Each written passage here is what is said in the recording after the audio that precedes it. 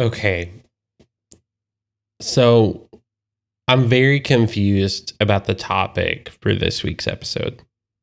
Okay. Yeah, fair. Because we didn't really plan much, but we decided Superman, and I'm very confused why that's a debate. Because I'd rather have soup any day than commit cannibalism. I don't. Why are we why are we debating this? Well, there's even another level is the supersonic debate. Like from the Sonic game, soup or Sonic. And I'd rather go to Sonic than eat soup. See, there is one version of this where I don't side with soup, and that's Super Tramp. Oh. You don't want to get tramped on? Don't tramp on me. No, I want the tramp. Oh. Welcome to Junk House. It's a psychobilly freak out.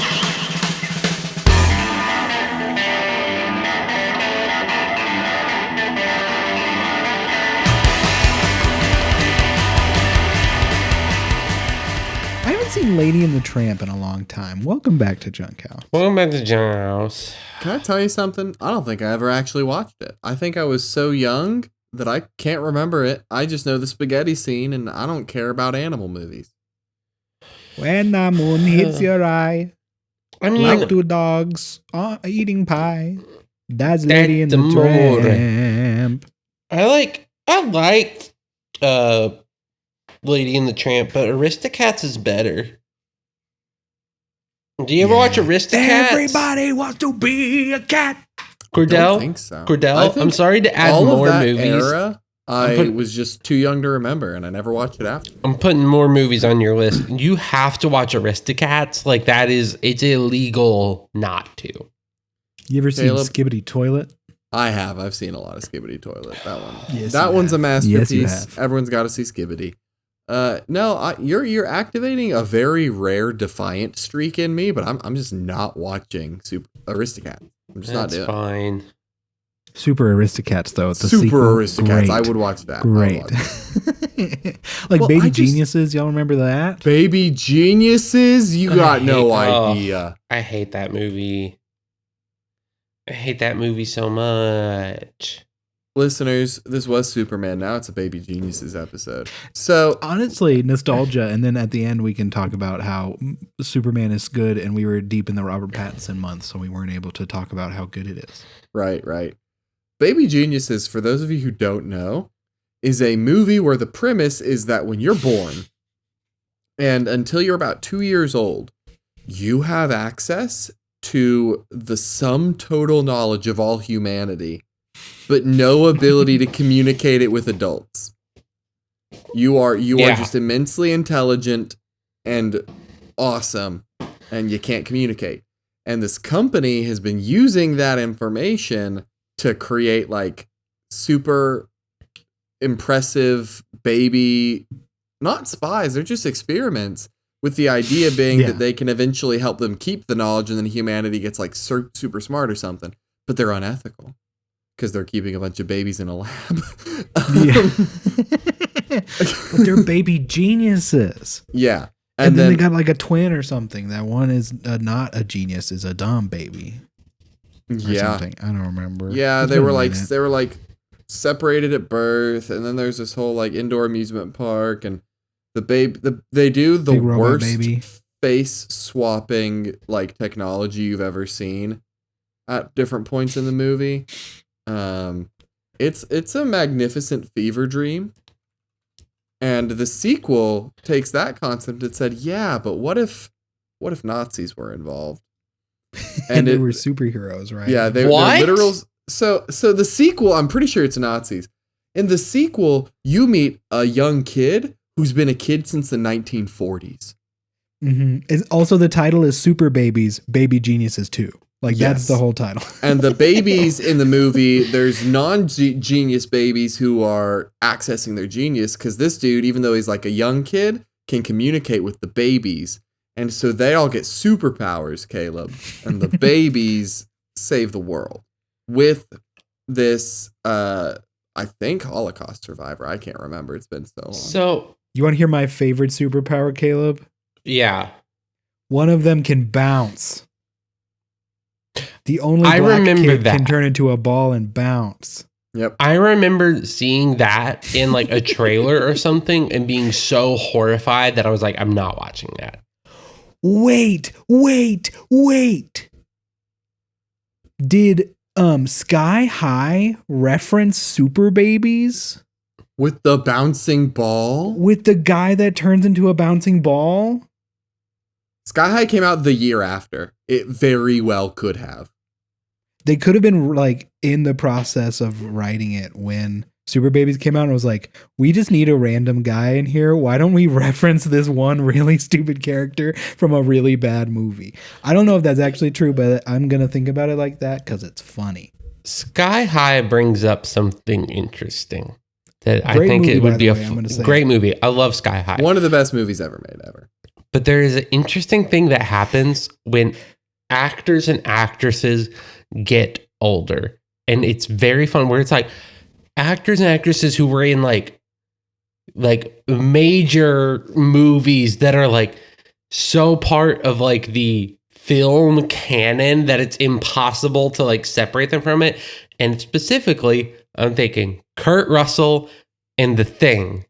And then later on, you do a Disney movie. That's how it works. Yeah. That's the pipeline. That's the pipeline. Because, like, think about you have like, freaking like Robert Redford is in Marvel movies. Well, here's what I really think it is you build up a name doing real work, and then eventually a conglomerate says we need to trade on a famous person's name for a movie. Mhm. We need a minor character that we overpay for to trade on this person being in the movie a little bit. And then you make the easiest money of your life. Have we mentioned John Voight is in the Babies movies and is like the main villain? What? We've not. John Voight is the I What? think that's how you say his last name. He is the main bad guy in both of those movies. I think he's the Nazi. Oh my I think gosh. he's a Nazi. I mean, talk about you're talking like Deliverance and Midnight Cowboy, and then he's in Holes and National Treasure, and Also, my incorrect. My incorrect. My mistake. Christopher Lloyd is the Christopher villain Lloyd, of the yeah. first movie. Yeah, John Voight and Christopher Lloyd like rhyme, but different. Yeah, beats. and same essence. Yeah. Similar Hey, essence. same, yeah, Caleb, uh-huh. I need you to look up a very specific Google search. 1 second, because I also just want to say there is also Baby Geniuses and the Mystery of there's a third Baby Geniuses movie with John Voight again called Baby Geniuses and the Mystery of the Crown Jewels, also known as Baby 3 Geniuses BSI, No Baby way. Squad Investigators. There's just no way. What is my specific There are Google several. search? There are more. There's a 2014. There's a What? they franchised this thing. Okay, hold on. Are we gonna watch all the Baby Geniuses movies? I don't know if I can do that. I'm down. Oh, It sounds horrific enough to be Cordell's Oktoberfest. No, the real horror. So, wait a minute. Baby Geniuses 3. The Mystery of the Crown Jewels. It was in... Oh, goodness. This looks bad. It's available on Tubi. John Voight's Jesus. a taxi driver in it. I think I've watched a YouTuber talk about that, and like, most of the stuff is green screened. Yeah, it looks like people have been doing This is so other bad. Baby Geniuses things for the past, like there was a stretch in the later half of the 2010s, and it looks like they aren't technically related to the original two. Okay. John Makes Voight sense. is in the 2015 one, playing a man named Moriarty called Baby Geniuses and the Space Baby. There is through line. There is through line in this. Yeah, but the thing is, No. like, these baby, like, beyond the first two, none of them have Wikipedia pages. But they do have Rotten Tomatoes pages. Of course. And Baby Geniuses and the Space Baby has a 62% on Rotten Tomatoes. Just saying. Okay, well, Caleb, I need you to do a very specific Google search. Okay. Have you seen Baby Geniuses? No. Okay, look up Baby Geniuses, Baby Geniuses. Baby Bunting. Bunting. Baby Bunting? Look that up. Look at the. Oh my gosh. Oh no. What is this thing? So in Baby Geniuses, there is a theme park by the company made like at the company Baby Co. They have a theme park in their building, and Baby Bunting is their baby mascot at the theme park. And he's terrifying. And he's animatronic. And there's a point where Sly, the like main baby, makes the animatronic do karate and fight a bunch of henchmen. Oh my gosh. And you don't want to hear the voice. It sounds it's gnarly. That's horrible. Mm-hmm. Oh, this is horrible. Okay, but like, think of the blessings that we have. They made Freddy Fazbear animals and not just a bunch of those. Yes. That's true. Yep. Which does make Because Freddy Baby Faz- Geniuses yeah. was so bad. Yeah. They didn't do giant, evil, terrifying, disgusting. I also need to say so you know how babies have the sum total of all human knowledge basically within them from the beginning when they're little? That's true. That's true in real life. Yeah. That's true in real life. In Baby Geniuses, when you hit around 2 years old, you do a thing they call crossing over. And they treat it like ego death. Like when a baby crosses over after 2 years, they cease to contain all this knowledge and become a normal 2-year-old and have to learn everything. And whenever a baby crosses over, the other babies treat it like they're dying. It's insane.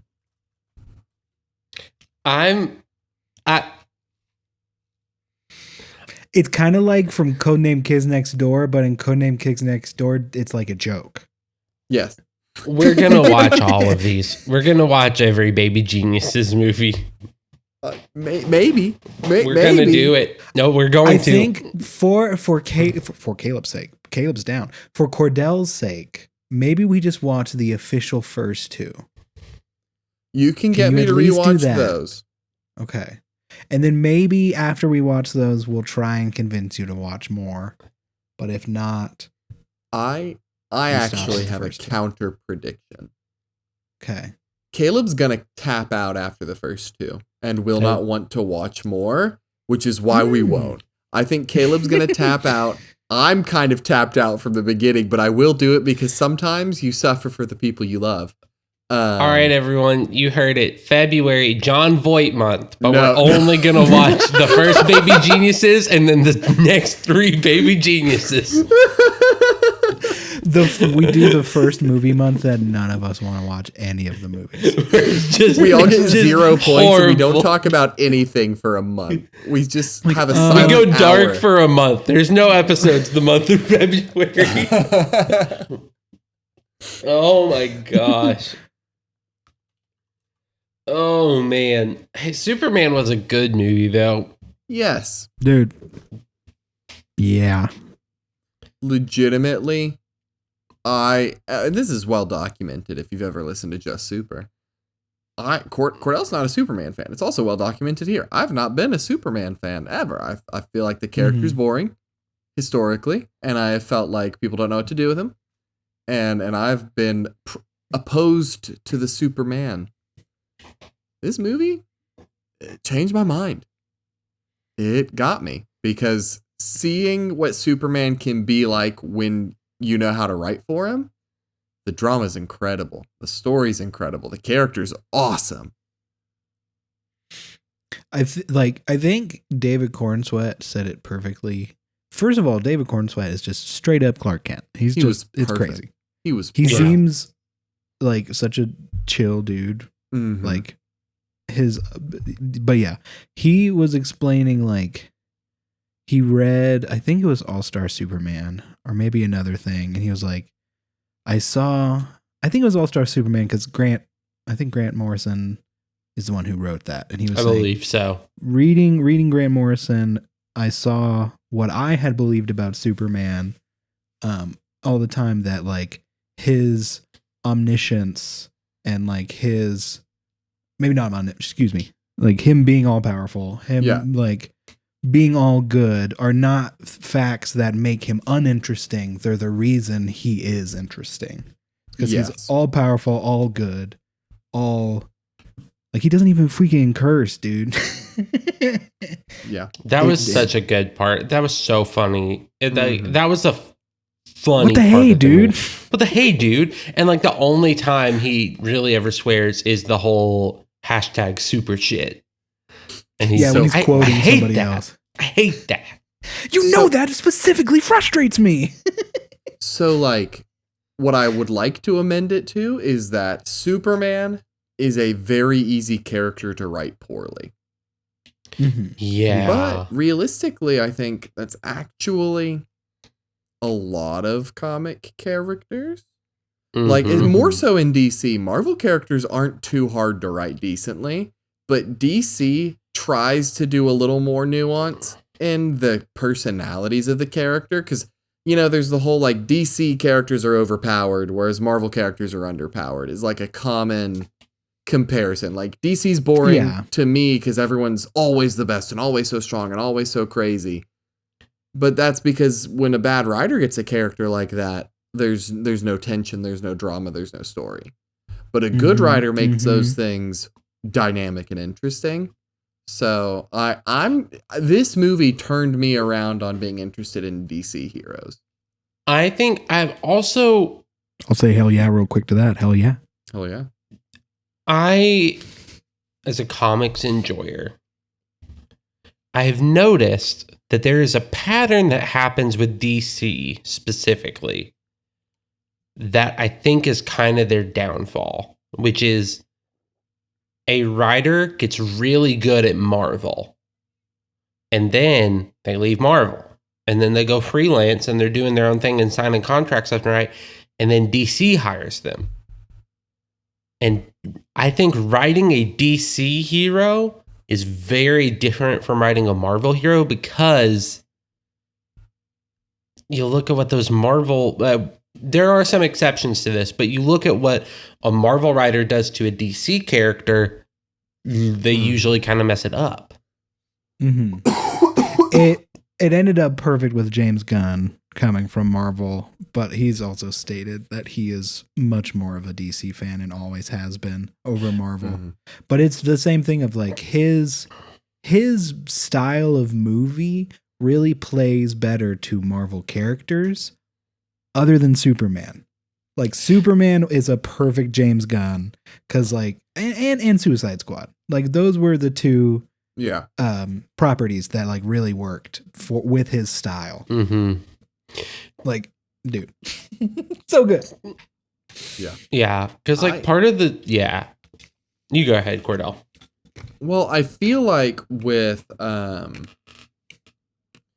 James Gunn, he accidentally ruined the MCU. And here's what I'll say. Okay. He did not do it. James Gunn isn't. I did that for a little bit of the shock value. James Gunn's style was parroted across the rest of the MCU and did unspeakable damage to their storytelling ability, is what I think. Because he did Guardians of the Galaxy. For Guardians, it made sense to have them be irreverent, cracking jokes, bright coloration, nonsense. Like all of that made sense for the Guardians. And you look at the movies they produced. After Guardians of the Galaxy became a smash hit, they started taking the humor, the style, the colorations, like they started blending that writing into the rest of the MCU. And this one goes to 11. Yeah, like they started doing that, and they took that style and they got too much with it, and then that's how you ended up with like the Thor Love and Thunder, right? And one of the biggest complaints about a lot of like Infinity War and Endgame and stuff is like there's too much humor. There's too many jokes undercutting the drama. And that's because Guardians had a lower level of drama with jokes. And don't get me wrong, Guardians 3, James Gunn has the tendency to like kill his own drama with jokes, but he doesn't do it as bad. Caleb fully disagrees with me, it looks like. No, I agree with you. I think here is the other part of the problem, and I'm about to possibly blaspheme against popular directors, or at least formerly popular directors. Whoa. I think the problem isn't the James Gunn of it. I think it's the James Gunn meets the success that Thor Ragnarok had and the Taika Waititi. Okay, that's fair, because it's the Taika influence that really killed it. Yeah, because also, if you think about like Avengers Endgame and Infinity War, in my opinion, one of the big problems is that everyone else, specifically Thor and the people from Thor Ragnarok, started getting jokes. The Guardians were the serious ones. Yeah. And like it kind of, other than Rocket and Groot, like Drax didn't really get many jokes, and Drax is like the funniest part of the Guardians to me. I love Drax. But Quill had to be like an emotional, serious character. Like it was wild. Chris Pratt can't do. And if you look, I pulled up the MCU films. Phase 1 is Phase 1. Phase 2 has Guardians of the Galaxy toward the end, and they do Age of Ultron Ant-Man. Okay. Phase 3, they do Civil War. There's a little bit of humor in it, but not where it eventually gets to. Doctor Strange, like they still have a decent handle on appropriate levels of humor. Thor Ragnarok hits.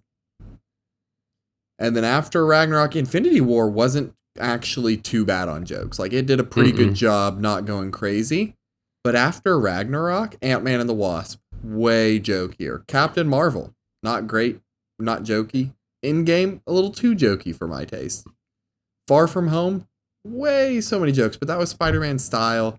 But then it really tanked the further they moved. Love and Thunder, I think, was the culmination, and they've seemingly since then pulled back pretty heavily.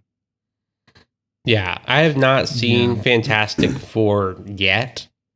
I'm hoping to, but I've heard it's pretty good. I've heard pretty good things. I saw it. Very good. Okay. I think what its strength is that it gets the characters and is able to show them in ways movies have not yet shown them. Cool. Okay. Like my favorite example, Johnny's smart in this one. I've heard that. Yeah. That's really Johnny cool. Storm, everyone's favorite idiot, who is also still an astronaut. Like, you don't get to do that without being smart, but everyone plays the dumb, hunky, like, slut. He gets to be smart and insightful, and he gets to have, like, some really solid emotion. Like, they really do well. The Thing, they did Ben justice. Like, every character in this movie, the Fantastic Four, they really know how to lean on their strengths and weaknesses and show the characters in ways that have just been ignored in the movies. I'm excited for that. I think I like Superman more. I was gonna ask because I've heard that Superman clears Fantastic Four. If you look at overall audience reception, Fantastic Four is beating out Superman. Interesting. I'm pretty sure, at least tomato meters when the movie first came out. I've heard that I've heard the opposite, or maybe not the opposite, but like at least in the box office, Fantastic Four has not made back their budget at all. I think they have, but I think that is a byproduct of Marvel tanking their name for so many movies. Like I dare you to go watch Quantumania and then be excited to go see another Marvel movie. Like it's that level. Like even like I liked Thor. I liked parts of Love and Thunder. Some of it I think was actually really cool. But that movie makes me so sad that they wasted Gore the God Butcher on that movie. Exactly. Yeah. But also, Cordell, it looks like you're right about Rotten Tomatoes. On Letterboxd, Superman is way higher. Well, Rotten Tomatoes is the one that casuals look at. And I'm relatively casual. I'm not gonna lie. I'm still getting used to Letterboxd. But I think Fantastic Four is a very good movie. Here's what I will say. I think it's held back by Galactus being their villain. Interesting. Galactus is a very good villain and they get to shine. But in my personal, they do very good handling it. I think it was the right choice. I don't think when you are a street level hero, because the Fantastic Four all their powers are generally like street level and a little above. Yeah. And they're facing down an Eater of Worlds, right? Like the disparity there. For me personally, I would have preferred a character a little closer to their level to see. But the movie was great. That's just a personal Cordell taste and what I would have enjoyed more. The movie was still awesome. And like with Superman, he gets to face characters of his caliber. So I think the plot needed Galactus. The story needed him. I would have enjoyed seeing them go toe-to-toe with people more their league. Because the story then is less about them being superheroes and doing superhero stuff and more about them saving the world from the apocalypse. So it's just a different plot, if that makes sense. Yeah. Who would y'all like to see the villain be? I mean, other than Doom, of course. Oh. The evil Fantastic Four. Ooh, got him. Inexplicably Venom?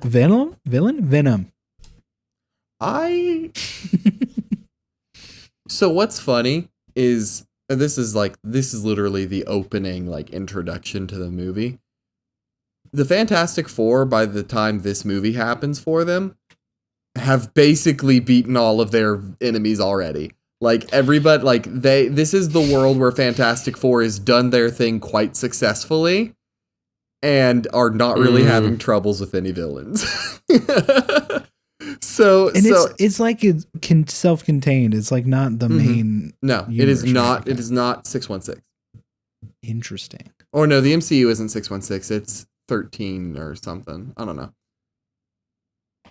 It is not the main MCU timeline or universe. It's real good.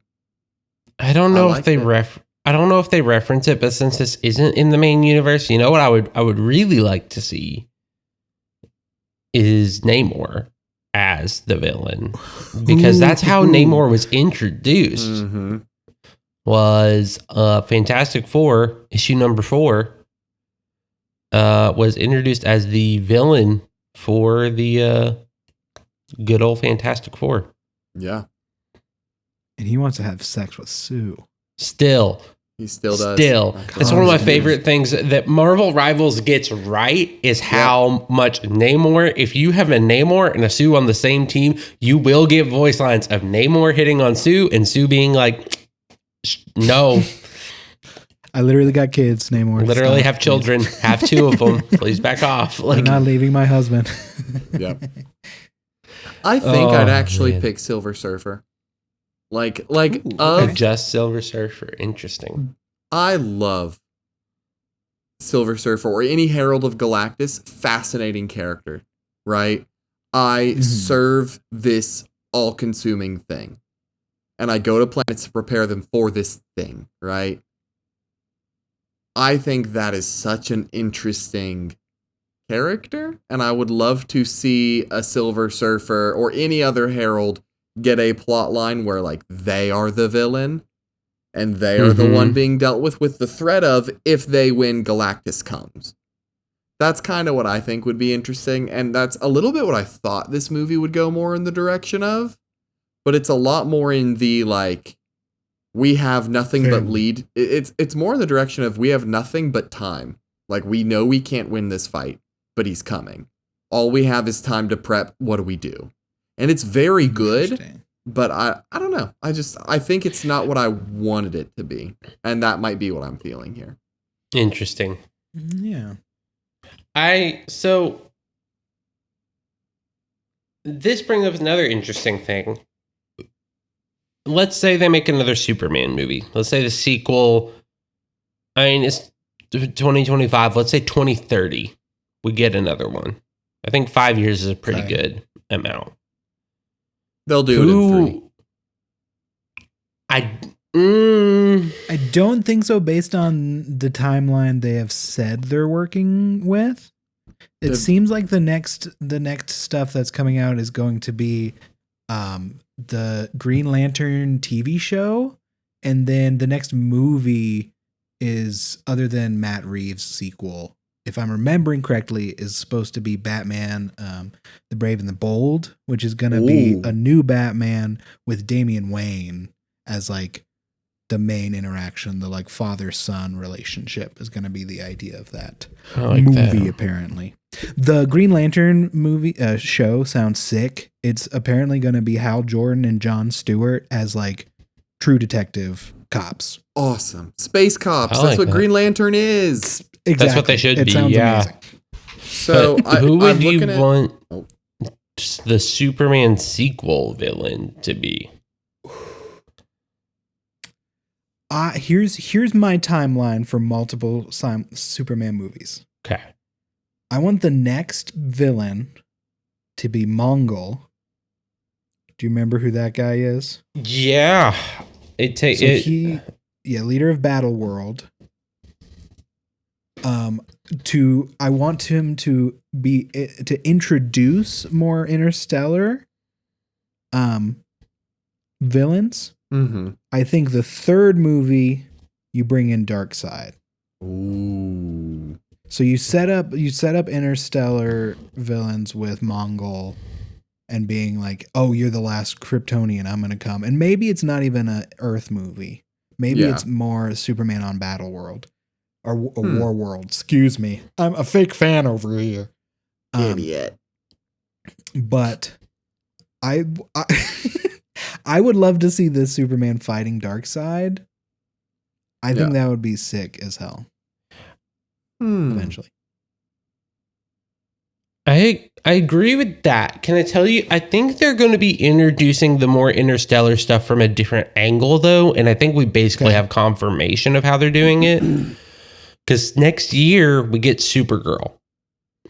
And we already know that Jason Momoa will be Lobo in that movie. Ooh, true. So I think Lobo is going to be introducing that. So I think we may get Darkseid via kind of a Lobo introduction. Yeah. I don't think they're going to do it, and maybe they will because James Gunn likes the weird stuff. But I really want them to do Red Daughter of Krypton, which is Supergirl becoming a Red Lantern. It's so badass. And that sounds so cool. Like in the DC universe, I think it's pretty well known at this point that Red Lantern Supergirl is like one of, if not the most powerful being in the universe due to just all the stuff Red Lanterns give you and like Kryptonian structure for some. So when you become a Red Lantern, it like melts your heart. Your heart becomes like literally molten lava. Oh wow. And Supergirl was powerful enough to like break her bond with the Red Lanterns and like reconstruct her heart, and she's been like the only person. It's crazy, like DC power scaling shit, right? But it's It's cool. And I don't know if they would do that in a movie, but I just want to see that Red Lantern cat too. There's a cat that has a Red Lantern ring on its tail because some dumbass asshole kids put it in a bag and threw it off a bridge to kill it. And then the Red Lantern ring sensed the anger in it and was like, okay, and now it's like actually pretty powerful Red Lantern. It's just a cat. Evil cat. Mm-hmm. I don't know DC enough to pick a villain for Superman. But I think that what they did in this one, where the whole plot is that he can't. This isn't a fight he can win. This isn't a fight, right? Like that was a lot of this movie. Is like there's nothing to fight here. There's no punch that ends this situation you're in. A punch won't stop the Israel-Palestinian conflict. Right. Because rich people want to profit off of it. Mm-hmm. Mm-hmm. Mm-hmm. So I don't know. With whatever villain they choose, I think it'd be interesting to continue. Because after Superman, right, the world realizes that like he is there for them. He is their ally. He is their friend. So the character attack route won't work twice. So I wonder if he doesn't face a villain that has him make an impossible choice, and the movie is more about agonizing and looking for a way out of a situation where he can't save both. And I don't know what that would be, but like some level of plot that he has to choose, like basically the end of Dark Knight, right? The issue of Dark Knight is which boat do you save? Kind of that, but on a global scale. I think we do Brainiac then. Oh, yeah. Remember Brainiac? Because who could outdo Lex but Brainiac? But Brainiac. Isn't that still Interstellar? Where's Brainiac from? Brainiac, I mean, just DC in general, if you like, is the Brainiac stuff. Well, no, I don't know. When you say Interstellar, is he an alien? I thought he was just a guy. But I don't know anything. There are versions that are. I'm pretty sure that most versions are from Interstellar, from a planet. Wikipedia is saying Kolu. Huh. So I got Brainiac confused with Peter Capaldi's character from the Suicide Squad Thinker for a second. And I would have been really hype if we brought Peter Capaldi back, because I just love Peter Capaldi so much. Oh, my favorite doctor right there. But real quick, they've got a Booster Gold show planned, and it's supposed to be straight up comedy, and I'm so excited for that. If Shane Top isn't playing Booster Gold, I don't know. I'd be down for Shane Top being Booster Gold. You know who else I think would be a good Booster Gold, but like if they went Booster Gold is older route somehow? Who? Alan Tudyk. Oh, yeah. Oh, like even imagine this. Let me pitch a Booster Gold that's Alan Tudyk. Okay. Booster Gold is in our present time, doing his thing, learning his life lessons. Absolutely. An older, drunk Booster Gold shows up to ruin this current Booster Gold's life and be the hero instead. And that one's like Alan Tudyk. The younger one is Shane Top. Yes, you get them both in the same series. That would be because it's so older, good. drunker Alan Tudyk trying to screw his younger self over.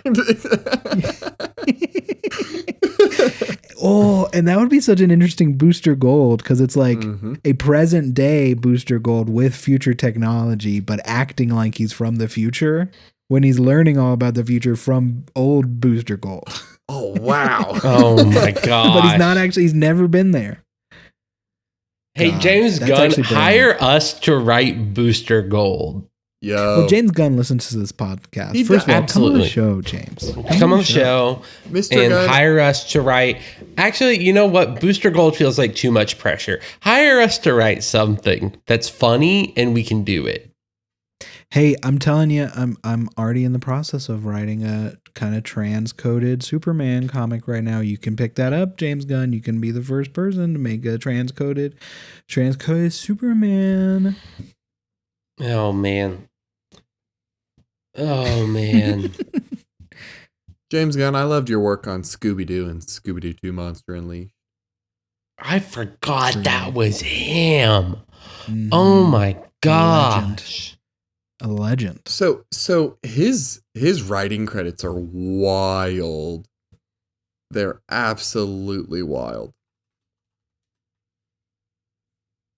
Yeah, I'm looking at it now.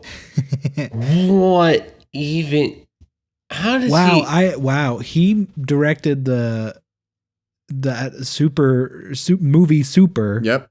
with Rainn Wilson. Have either of That was y'all ever apparently seen his that? like first time going into superhero genres. Yep. Have you seen that? I'm not. Because it's very good. I really like Super. Yeah, no, I need to watch that. It's so good. Man, he did. Oh yeah, he wrote that Dawn of the Dead. Like that remake was just really good. Wow, he's done a lot. He made Lollipop Chainsaw. Do you remember that video game? I No. remember hearing about that video game, but I never played that video game. It's supposed to be pretty funny, but it's wild. It's a That hack and seems- slash zombie killer, and you're a cheerleader who walks around with her boyfriend's severed head, who's still alive. Oh, The zombie. 'cause I remember zombie. seeing this Zombie. game, yes. Yeah. Caleb, if you've heard the audio on TikTok where the girl asks a guy like, "What's your favorite color?" He's like, "Blue." "No, green." And then at the end he's like, "I fucked up, it's yellow." That's from No, that but game. that sounds. I've figured. heard that audio. Wow. Okay, but something about Superman is it's also a good setup to a universe. It's a Mhm. It pretty good is. setup to a cinematic universe. There's a lot of good characters in there, a lot of like solid building of the universe while still being very much Clark Kent focused and not Soups focused. I've had so much time to think about this. Say it. For a long time, I have talked about how fascinating it is that cinematic universes failed so much following the MCU. Mhm. Right? Like MCU starts building an expanded universe and everybody else is desperate to get to the point. And so they rush it and they fail. Like audiences don't care about the expanded universe. We saw it with the DCEU. We saw it with like this the dark universe that Universal tried to do with their monster movies. Like Godzilla was the most successful one. That's because it's just big monsters fighting. And here's what I think the difference is. When you watched like when Man of Steel went straight from Man of Steel into Batman v Superman, Bad. you don't have any time or reason to care about any of the characters that they are trying to make vitally important immediately. You don't have a reason to care about Ben Affleck's Batman. You don't have a reason to care about Wonder Woman. You don't get it. And there was no inclination that the universe was that big. Yeah, exactly. Where and MCU in the early days gave a character a full movie because they started with a very down to earth movie where it's just Iron Man. There's no superpowers. There's nothing. Then they do Thor, and they slowly imply that there's more before they start just dropping in random dudes. Whereas Superman goes the opposite direction and just starts throwing so much crap at the wall that you feel like the universe is lived in. Rather than like DCEU, where we only know Superman, then suddenly Batman exists, but we haven't heard of him. And suddenly Wonder Woman's there, but we don't know her.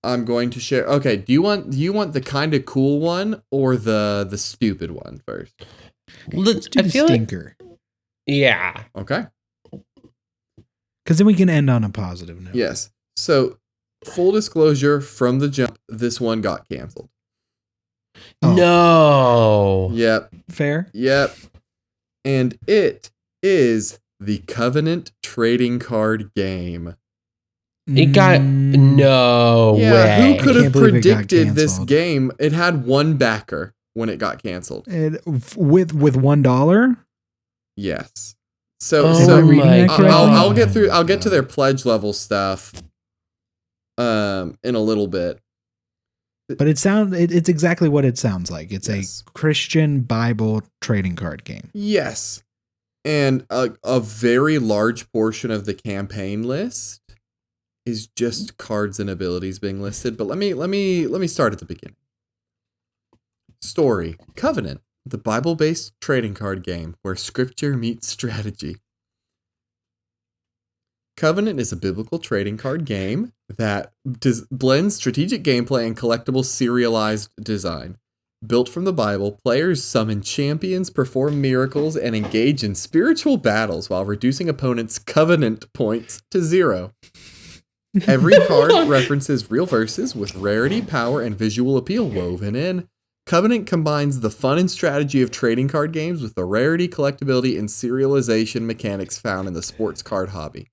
Play the game as well as hunt for ultra-rare serialized cards numbered to 10 or less. There are even one-of-one Grail parallel cards of already rare holographic cards. Okay, can I just Okay, I'm sorry, but imagining this, okay, because it's Covenant points to 0, right? So then just, Sammy, I'm gonna swing my 3/3 Holy Grail one-of-one Samson at you, and I'm going to destroy your devotion to the Lord our God forever. You are exile your cards from the game. Also, give me the anti-card that you put up because we're going off that rule. I play Walk on Water. That negates all damage I will take while I have Jesus on the field. And since Jesus is my commander, and I don't know why you haven't been targeting my commander this time, but I forgot that Jesus is in your heart, which is obviously the command zone. Can I read to you some actual random card effects? Yes, actually, please. Okay. This is so bad. So, oh my goodness. Oh my, wow. I don't know anything about this, how this game works, but there is a regional affinity system. Each location card is assigned a region. Champions gain bonus stats while their corresponding region is active in play. This allows for strategic deck building, encouraging synergies between locations, champions, and gameplay strategies. So then they list the Old Testament champions, regions, and stuff. Okay, here are some abilities for cards. Okay. Timothy the Disciple. His region is Asia Minor. His stat boost is +1 wisdom. When summoned, you may search your deck for any one miracle card. This is so bad. Water from the Rock is a miracle card, by the way. Yep, read that. Here's the miracle cards. You got Parting of the Red Sea. You got Fire from Heaven. You got 10 Plagues of Egypt. You got Manna from Heaven. You got Water from the Rock. And you got Sun Stand Still.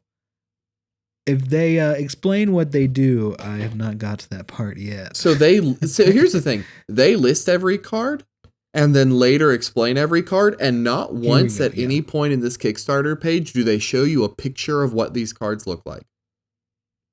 Well, yeah, they haven't gone into AI to figure that out yet, Cordell. Like Not at any point do they show you what the cards look like. And so it's absurd. Let me get to my actual, because I read the first paragraph. I want to read the second paragraph, and I want to point out the obvious problems in this venture. At which point I will Yeah, tell you, I will let you two guess what the reward tiers are. Like, give me price ranges and I will tell you, okay? Okay. The true goal of Covenant is to dive deep into the Bible in a unique, clear, historical, and gamified structure. We collect athletes, characters, creatures, and stars. The Bible was the greatest book ever written with real-life people doing God's work in real time. Why would we not want a one-of-one serialized black parallel of John the Baptist? So, there is a very unique level of Oof. like reverence and complete and abject lack of reverence in the same paragraph that I can't comprehend. Yeah. Like if you're like as a Christian looking at this, it's like, okay, yeah, if I have such reverence for the scripture and the Bible, why on earth would I make a game and profit off of it? Ugh. And you can't even get a Jesus card. Well, of course, they would never make a Jesus card. But he's supposed to be my commander. Okay, so here's the deal. We're going to look at the rewards. Do you want to Okay. tell us what the reward Yes, is I will and we tell guess you how what much? the reward Okay. tier includes, and you pick a guess of what the price is. The first one is easy. Believe in our project. Description: help us with our project. Estimated delivery 2026. This is the tier every Kickstarter includes where you just kick a little money their way because you care. But most of them have pledge without a reward, right? As the thing where you pay what you want. Yeah. This is believe in our project, which is pledge without reward, but they've put a price tag on it. What price do you think they put on it? It's anything more than $1, they're dumb. Like, Take a guess. 32. one. I'm just gonna say one. $50. No way. Give us $50 50? to yes, give us $50 just because you believe in us. Oh, I'm going to say no. something real quick, especially because of that. This feels like a bit from the TV show The Righteous Gemstone. Yes. This feels like Yes. something that Kelvin, the youngest brother, would do to try and like be hip with the kids. For sure. I'm going to play my Jesus card. I win. You're right. You're so right. I'm going to tell you the next tier. Kickstarter exclusive package. Description: help us Okay, with our okay. project and also receive an exclusive Kickstarter first edition serialized holo card. So it's the same as the first tier, but we give you one Kickstarter edition card. Guess the price. $100. $5 million. $100. Sammy was right. That's insane. Yep, there are two more tiers. Okay, two more. Okay. Starter deck bundle. Okay, now we're getting into the real stuff. And we're already sitting at the Right. price tag of $100 for support us and we give you one piece of cardboard. By that logic, it's 200, right? Starter deck bundle. Help us with our project and also receive an exclusive Kickstarter first edition serialized holo card, Covenant playmat, and receive an Old Testament and New Testament starter decks. Your guess is 200, Sammy? I'll say 250. I mean, I agree with Sammy, but I'm going to say 251 to be a dick about it. It's 250. You are both correct. Oh my gosh. What the hell? $250 for 2 starter decks and a fun card and a playmat. And now, the grand finale. They love Jesus. Okay. First edition booster box package. Help us with our project. Receive an exclusive Kickstarter first edition serialized holo card, Covenant playmat, Old and New Testament starter decks, and a limited first edition booster box. So it's the last package, plus you get a booster box. It doesn't tell you how many boosters are in the box or how many cards are in the boosters. Don't ask. Well, logic dictates. that it's going to be double the last one because that last one was kind of double the one before it. Ooh. So I'm going to say $500. Okay. If it's more than that, I will cry. $1,250. $750. Oh, split the difference. Why? So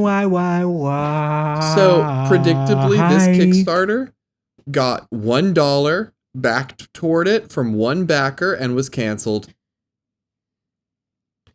Mm-hmm. Oh man! Thank you for attending. Oh, and you know what the creator's name is?